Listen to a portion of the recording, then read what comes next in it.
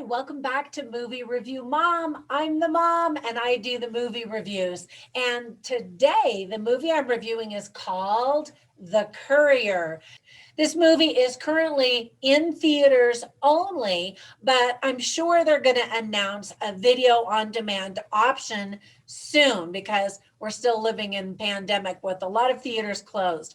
So the movie is PG-13. It's an hour and 52 minutes. And I'm going to give you my movie review mom grade at the end of my review. So stay here while we talk about things I liked, things I didn't like. I'll give you tips for parents, insights on themes that are worth talking about, and even recommendations for other movies that are sort of similar that I think that you might also really like.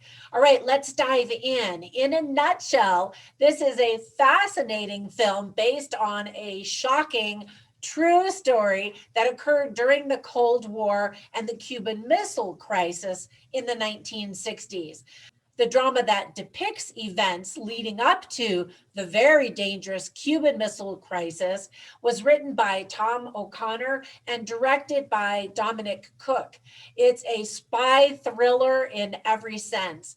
So, as an American, I never really thought about how Great Britain might be involved in the Cuban Missile Crisis, which was famously known as the Russian American conflict. So, I had no idea how this true story might actually end for this regular guy, everyday man, British salesman who became intimately involved in this very precarious historical event.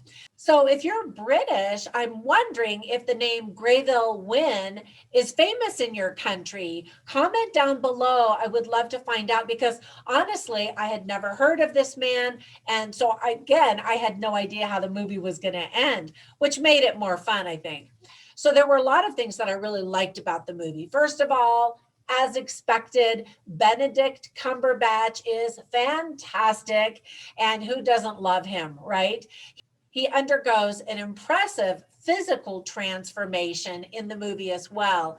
The film was actually released in theaters on Greyville Wynn's birthday, March 19th. He was born in 1919 and then he died in 1990. The young Care Hills is an actor who actually looks like he could be Benedict Cumberbatch's son in real life, but he's not. I became an instant fan of Rachel Brosnahan when I first saw her in her award-winning role in The Marvelous Mrs. Maisel. The first season was great, and I thought the second season was stunning and brilliant. Anyway, if you've never seen that, you might want to check that out. So, as expected, Rachel Brosnahan is fantastic in this movie as well, although her role is much smaller. The first time I saw Jessie Buckley was in the movie called Wild Rose, and I thought she was really great in that movie. You could actually see my review of Wild Rose here on the Movie Review Mom YouTube channel. She continues to pump out great performances in movies as well as in some TV shows. Her character in this movie was really just that of a housewife, but she really adds some depth to the role, and I thought she did a great job, of course. Merab Nanidze also gives an excellent performance as the Russian Oleg Penkovsky. The color palette really looks like it's in the 1960s, which I always appreciate. I love spy movies that have desks with secret compartments, and it had some gadgets and fun things that you would hope to see in a spy thriller.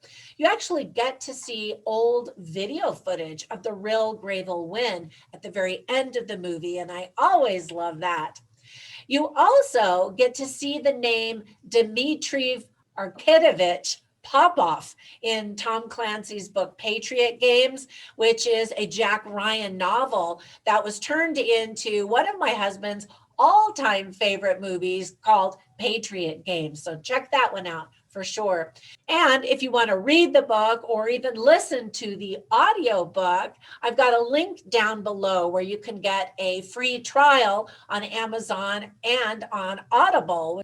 I thought the movie was going to go in one direction based on a few comical scenes in Act One, but there was a twist that caught me totally off guard and really left me emotionally unprepared for Acts 2 and 3, which I consider a really good thing. I love it when movies surprise me. Act One kind of makes you feel like you're watching a movie as things start to unfold, but Acts 2 and 3 are completely immersive. And I found myself just going, and that's a good thing too. Now, there were some things I didn't like. First of all, Act One moves a little bit slowly as each of the characters is introduced. Things move much faster in Acts 2 and 3. It was a little unclear as to whether or not one of the characters actually had an affair, but here's a hint. In real life, he did. Dun, dun, dun. There were a lot of wigs in the movie, terrible wigs, things that looked like costumes and some set designs that looked like sets. The script is really just bare bones and just cuts to the chase without really any fluff. And I kind of thought about the movie afterwards and I thought it might have actually benefited from a little bit of fluff just to kind of flesh out more of the characters and some of the details that would have sucked us in even more. But overall, I thought the movie was really engaging. Let me give you some tips for parents. Even though the movie is rated PG-13, I don't think it's really appropriate for kids and they won't be interested in it either. I think kids are going to be bored with all of the politics. There's Russian spoken many times with subtitles that kids would have to read on the screen, and they just won't be into that. Someone gets murdered with a bloody headshot. You see a married couple in bed together after a little tumble. There are a lot of political acronyms like the CIA, the GRU, the MI6. You see a naked man covering his private parts with his hands, and then later you see the full naked backside of a man. There are some really powerful themes that the movie illustrates very well. First of all, patriotism, duty, love of country, hope, courage, loyalty, and friendship, a very sweet friendship with loyalty, choices and consequences, sacrifice for the greater good. And the biggest message of all is how one or two people can make a huge difference. As I mentioned, there's only a tiny bit of humor, and it's designed to make us see the comical nature of recruiting regular people rather than training spies for this type of work. So you probably saw in the trailer, Benedict Cumberbatch is handed this tie tack and he looks at it and he says, "What does this do? Shoot poisoned darts?" And the spies don't actually answer him. And so the whole movie, you're like, is he going to shoot poisoned darts? There are also some really interesting lines, and I always write all of the funny lines and the interesting lines down on moviereviewmom.com so you can check those out. But I'll share just a couple of them with you right now. Oleg Penkovsky, who's played by Ninidze, says, "Every Russian is an eye of the state," as he's telling Benedict Cumberbatch's character to be careful because anybody could be a spy. And then as he's trying to convince Benedict Cumberbatch that this is going to be okay, he says, "We are only two people, but this is how things change." All right, so you want to know the movie review mom grade I'm giving the movie? Drum roll, please. I'm giving it an A minus. It was really, really good and a movie that's definitely worth watching. If you don't want to race out to theaters, I completely understand. It will be on streaming eventually. But before we go, let me give you some recommendations for other movies that are definitely on streaming that you can catch while you wait. The first one is Bridge of Spies, kind of in that same Cold War time period with the fabulous Tom Hanks. And then another movie that I watched many years ago, but it's about specifically the Cuban Missile Crisis, and I felt like I learned a lot, is a fascinating movie called 13 Days with Kevin Costner, among others in the very capable cast. And then finally, if you are a Benedict Cumberbatch fan, you'll definitely appreciate the movie The Imitation Game. I thought that movie was really powerful.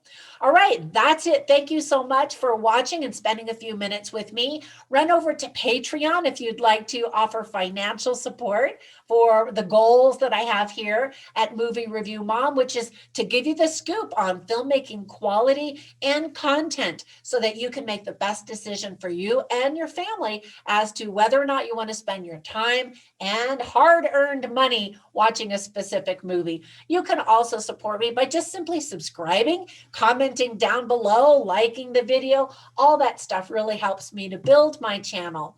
Thank you again so much, and until the next video, bye for now.